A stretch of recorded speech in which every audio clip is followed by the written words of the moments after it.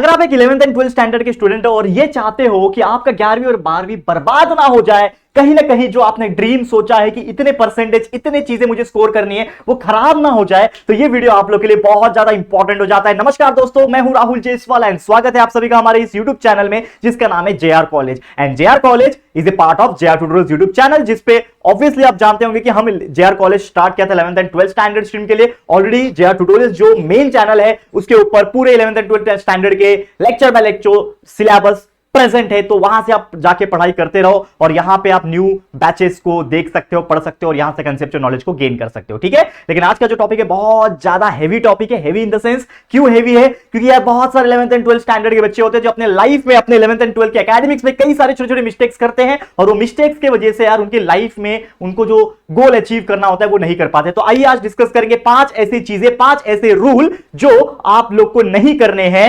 ताकि आप लोग का 11th एंड 12th जो है वो बर्बाद ना हो और अच्छी तरीके से जाए, स्मूथली जाए। ठीक है, शुरुआत करेंगे। नंबर 1 पॉइंट क्या है? Number 1 point that is don't consider 11th as 10th and 12th as 11th। देखो डीप मीनिंग है, समझना क्या बोल रहा है। Don't consider your 11th as 10th। सबसे पहले बच्चे ब्लंडर क्या करते हैं? ब्लंडर ये करते हैं कि जो बच्चा 10वीं पास करके 11वीं में आता है, अब बहुत एक्साइटेड होता है यार कि मैंने 10वीं पास कर लिया, 90% निकाल लिया, 95% निकाल लिया, 11वीं में आया, उसने साइंस स्ट्रीम लिया होगा, कॉमर्स स्ट्रीम लिया होगा, आर्ट्स लिया होगा, जो भी व्हाटएवर आपने जो स्ट्रीम से किया, बहुत एक्साइटेड रहता है क्योंकि उसको ऐसा लगता है कि मैं बहुत ज्यादा टॉपर कैटेगरी का हूं तो मेरे पास बहुत ज्यादा नॉलेज है। बात सही है, आपके पास नॉलेज है, लेकिन एक टाइम पे 10वीं तक का नॉलेज 11वीं में आपको उतना हेल्प नहीं करेगा। जो 10वीं तक आपने जिस तरीके से, जिस पैटर्न से पढ़ाई की है, 11वीं में वो चीज काम नहीं आएगा। जैसे हम बचपन से लेके आगे बढ़ते आ रहे हैं, अपने लाइफ में ग्रो करते आ रहे हैं, तो हमने अपना अपना जीने का तरीका भी चेंज किया है। जिस प्रकार से ह्यूमन बीइंग, जैसे होमो सेपियन जब सेपियन बने थे तो धीरे धीरे हमने अपनी लाइफस्टाइल चेंज की, उसी प्रकार जब कोई स्टूडेंट होता है 10वीं के बाद जब 11वीं में आता है, उसको भी अपना पढ़ने का तरीका चेंज करना पड़ेगा। अगर वो चेंज नहीं करेगा तो यार बहुत ज्यादा ब्लंडर हो जाएगा। और वो क्या मैं बोल रहा हूं, तो सबसे पहली पॉइंट ये है कि हमेशा हम ये सोचते हैं कि 10वीं में हम क्या करते थे, यूजुअली एक चैप्टर में क्या होते थे ना कि 20 क्वेश्चन है मान लो, अब 20 क्वेश्चन के आंसर्स को हम फटाफट रट लेते थे। तो बेसिकली यही होता था कि चलो आप लोग वीडियो देखते होंगे, कॉन्सेप्ट क्लियर करते होंगे, जेआर ट्यूटोरियल से आप पढ़ाई करते होंगे, तो यार ऑब्वियसली आपको पता होगा, कॉन्सेप्ट समझ में आता होगा, कहीं से भी पढ़ाई करते होंगे, there are so many other also, तो यार पढ़ाई आप करते होंगे, बहुत ज्यादा मेहनत करते होंगे, चलो वो चीज समझ में आ गया। लेकिन ज्यादातर लोग क्या करते हैं ना, रट्टा मारते हैं, यार ये चीजें चलो मगअप कर लिया, रट्टा मार लिया, याद कर लिया और एग्जाम में जाके लिख गया। तो आपके पास जो सिलेबस था वो लिमिटेड था कि यार चलो साइंस में 10 चैप्टर थे, 10 चैप्टर लर्न करना जो है वो ऑलमोस्ट 10% 20% लोग इजीली मगअप कर पाते हैं और इसीलिए उनका 90% 95% आ जाता है। लेकिन यहां पे 11वीं है, अब 11वीं 10वीं जैसा नहीं है कि यार इसमें सिर्फ 10 ही क्वेश्चन होंगे, कि यार आप सिर्फ पढ़ के चले जाओ, वो 10 के 10 क्वेश्चन में से ही आएंगे और आप अच्छे से मार्क्स निकाल लोगे। सेम उसी प्रकार 12वीं जो है वो 11वीं जैसा नहीं है कि 11वीं में आपके पास एक लिमिटेड था, 10वीं से हार्ड था 11वीं, लेकिन 11वीं से भी तो हार्ड 12वीं होगा ना। तो यहां पे 12वीं वाले बच्चे क्या मिस्टेक करते हैं कि 11वीं तो पहली बात उन्होंने सीरियसली लिया नहीं होता है, क्योंकि सोचते हैं कि यार 10वीं से 11वीं में आए हैं, मजा करेंगे, ये करेंगे, टाइम पास करेंगे, ठीक है 12वीं में देख लेंगे। ठीक है, तो 12वीं वाले ये सोचते हैं कि जिस प्रकार हमने लास्ट में पढ़ के 11वीं निकाल लिया, उसी प्रकार हम लास्ट में पढ़ के 12वीं भी निकाल लेंगे। और यही सबसे बड़ा गलती आप लोग करते हो। यहां पे वो गलती मत करना कि आप 12वीं में हो तो 11वीं जैसा मिस्टेक मत करना, 11वीं जैसा मत समझ लेना। और अगर आप 11वीं में आ गए हो तो इसको 10वीं जैसा मत समझना। ये सबसे पहले चीज ना दिमाग में डालो। बहुत अलग अलग है, पढ़ने का तरीका अलग होगा, सब्जेक्ट्स नए आएंगे, उसमें कॉन्सेप्ट ज्यादा डीप में घुसना पड़ेगा, एल्जेब्रिक एक्सप्रेशंस आएंगे, डेरिवेशंस आएंगे, ठीक है, कॉन्सेप्ट थियरी वाले ज्यादा आएंगे, ठीक है, डायग्रामेटिक रिप्रेजेंटेशंस ज्यादा आएंगे।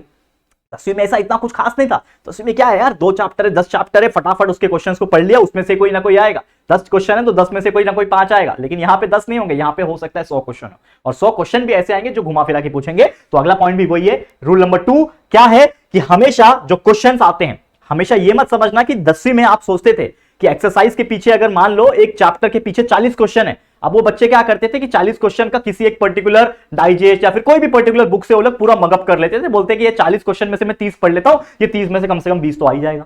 ठीक है, लेकिन 11th में या फिर 12th में ऐसा नहीं होगा।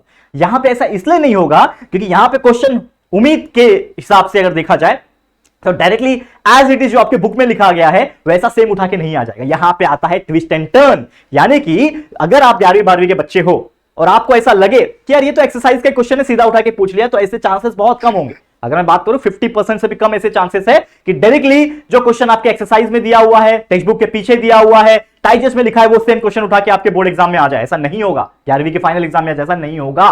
क्यों नहीं होगा? क्योंकि यहां पे आपका इंटेलिजेंस चेक होता है, यहां पे आपका मेमोरी पावर चेक नहीं होता है। 10वीं स्टैंडर्ड तक हम ज्यादातर बच्चे याद करने में ज्यादा फोकस करते हैं कि यार याद कर लो, मगअप कर लो, मेमोराइज कर लो, यानी मेमोरी पावर चेक होता है हमारा 10वीं तक। लेकिन 11वीं 12वीं के बाद आपका इंटेलिजेंस चेक होता है, किस प्रकार आप क्रिटिकल थिंकिंग कर पाते हो। टॉपिक आएगा वो, ठीक है। तो ये सब चीजें आपको सोचनी है कि किस प्रकार अगर क्वेश्चन कोई ट्विस्ट करके पूछा जाए तो उसका आंसर भी आप कर पाओ। तो ये बहुत इंपॉर्टेंट चैलेंज होता है। तो क्वेश्चन डायरेक्टली नहीं आते, come not directly as it is नहीं आएंगी, उसमें थोड़ा घुमा फिरा के पूछेगा। तो उसको समझने की, सोचने की शक्ति आपके पास होनी चाहिए। वो कैसे आएगी? कॉन्सेप्ट से आएगी।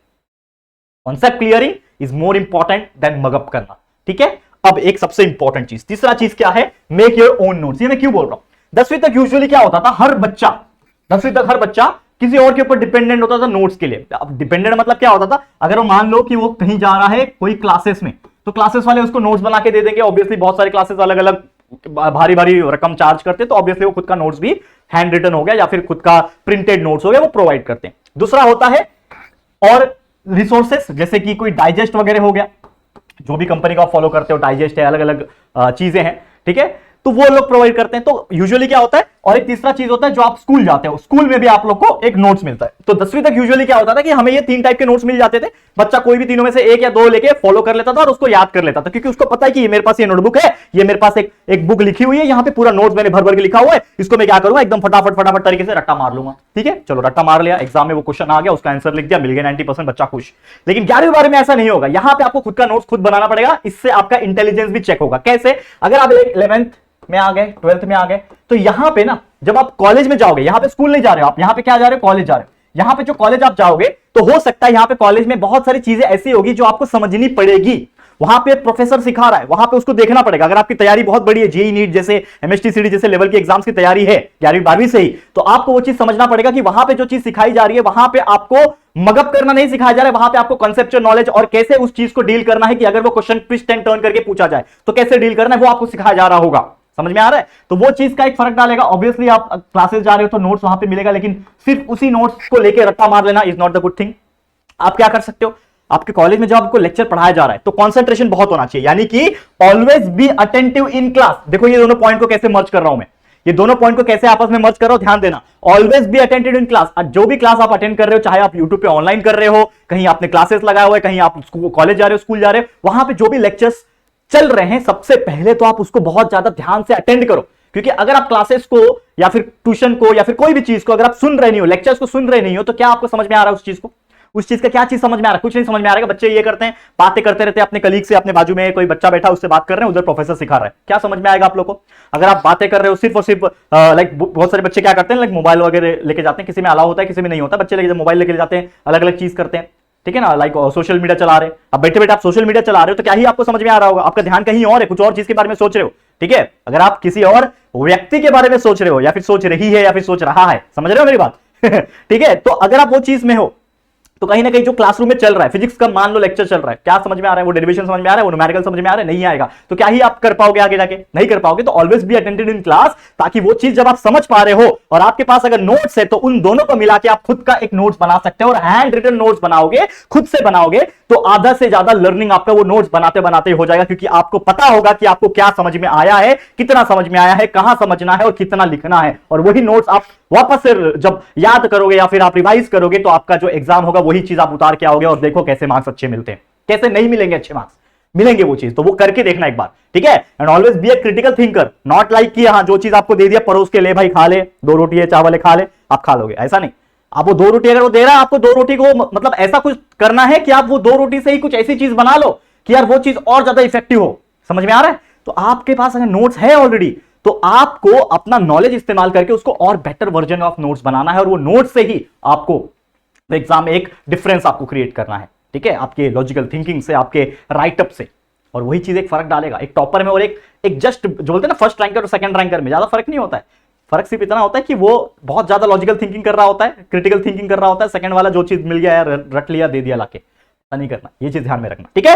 लास्ट पॉइंट, 5वां पॉइंट, 5 थिंग बोला था लेकिन 6 लेकर आया हूं, लास्ट वाला टिप है मेरी तरफ से। लेकिन 5वां चीज क्या है? नोट जो भी आपको मिला है उसका कंसेप्ट सबसे पहले समझो क्योंकि देखो नोट्स आपने खुद बनाए तो ऑब्वियसली आपका चीजें लर्निंग हो रही है उसी के साथ। तो कॉन्सेप्ट समझना इज वेरी इंपॉर्टेंट। कॉन्सेप्ट कहां से समझोगे, जैसे मैंने बोला कि आप लेक्चर्स अटेंड कर रहे हो, ऑनलाइन देख रहे हो, यूट्यूब पे देख रहे हो, या ट्यूटोरियल से देख रहे हो, या फिर अदर जो चैनल से उससे आप देख रहे हो, या फिर और भी बहुत सारी रिसोर्सेस है आप वहां से कर रहे हो। तो concept is very important. First you always listen to the lectures, gain concept, and उसके बाद उस चीज को लर्न करना शुरू करना। नोट्स आपके पास बना बनाए खुद का होगा तो ज्यादा बेटर होगा, क्योंकि आपने खुद ने लिखा है तो आपको खुद समझ में आएगा कि ये चीज ऐसे आई है तो क्यों आई है, तो आपको लर्न करने में आसानी हो जाएगी। और सबसे इंपॉर्टेंट चीज जो बच्चे इग्नोर कर देते हैं वो है रिवीजन।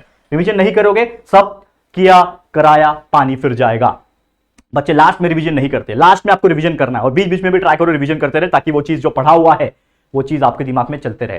यूजुअली होता क्या है कि हम एक चीज पढ़ लेते हैं, 2 महीना नहीं पढ़ते तो वो चीज को भूल जाते हैं, लेकिन अगर आपने पढ़ के रखा है तो यार एटलीस्ट हफ्ते में एक बार उस चीज को रिवाइज मार सकते हो। ज्यादा टाइम नहीं लगता रिवीजन में, रिवाइज मार सकते हो तो वो चीज आपके दिमाग में वापस से रिवीजन चलता रहेगा, दिमाग में घूमता रहेगा, और जब आपका फाइनल एग्जाम्स नजदीक आ रहे होंगे तो वो चीज आप लोग को बहुत ज्यादा सिंपल लगने लगेगा कि यार ये चीज तो मैंने पहले से पढ़ रखा है, बस मुझे आधा घंटा 1 घंटा चाहिए, उसको मैं रिवाइज कर लूंगा पर चैप्टर के हिसाब से। देखो कितना अच्छा होगा। And last but not the list, जो कि मेरी तरफ से टिप है, एग्जामिन योरसेल्फ। बच्चे ये इग्नोर करके जाते हैं, अपने आप को टेस्ट नहीं करते हैं। कैसे टेस्ट करोगे, there are so many other resources जिससे आप टेस्ट, अब जैसे क्या होता है ना, स्टेशनरी पे जाओगे तो बहुत सारे टेस्ट पेपर आपको मिल जाएंगे, प्रीवियस ईयर क्वेश्चन पेपर मिल जाएंगे, ऑनलाइन बहुत सारी चीजें अवेलेबल है, ठीक है, डीपीपीस होते हैं या फिर कई सारी चीजें होती है, उसको उठाओ और उसको प्रैक्टिस करो। देखो आपने जो पढ़ा है वो चीज आप सॉल्व कर पा रहे हो क्या, वो चीज आप आंसर कर पा रहे हो क्या। अगर आप कर पा रहे हो तो समझ जाना आप प्रिपेयर हो, आप तैयार हो उस जंग के लिए, और उस जंग में आपको उतर जाना है, और डेफिनेटली वो चीज आप अचीव करके दिखाओगे जो आपने एक दिन सोचा था। करके देखना ये चीज, ठीक है, समझ में आ गया। तो यही थी मेरी तरफ से 5 रूल्स, 5 क्या टोटल 6 दे दिया मैंने, ठीक है। तो उम्मीद करता हूं ये चीज आपके लिए हेल्पफुल रहेगा। 11वीं 12वीं बिल्कुल इसको डाउनग्रेड मत समझना, बहुत अच्छा चीज है, मेहनत करना, फाड़ के आ जाना, देखो भविष्य एकदम सुनहरा हो जाएगा, ठीक है। तो आज के लिए चलो इतना मैं एंड करता हूं। उम्मीद करता हूं आप थोड़ा सा मोटिवेट तो हुए होंगे और चीज को फॉलो करना शुरू करोगे। तो आज के लिए इतना ही। वीडियो पसंद आया है तो प्लीज लाइक करना, कमेंट में सजेशन दे सकते हो और क्या हम इंप्रूवमेंट ला सकते हो, और जो भी है जरूर से कमेंट करना। वीडियो पसंद आया लाइक करो, शेयर करो दबा के, जितना हो सके अपने सभी 11वीं और 12वीं के फ्रेंड्स तक, हर एक तक ये वीडियो पहुंचना चाहिए। प्लीज मैं शेयर करने के लिए बोल रहा हूं आप लोग को। और फर्स्ट टाइम चैनल पे आए हो तो चैनल को सब्सक्राइब कर देना और बेल आइकन को भी प्रेस कर देना, ताकि वीडियोस की नोटिफिकेशन आप लोग को मिलती रहेगी, ठीक है फ्रेंड्स। तो जल्दी मिलेंगे फिर एक और नई वीडियो में, तब तक के लिए thank you and good bye.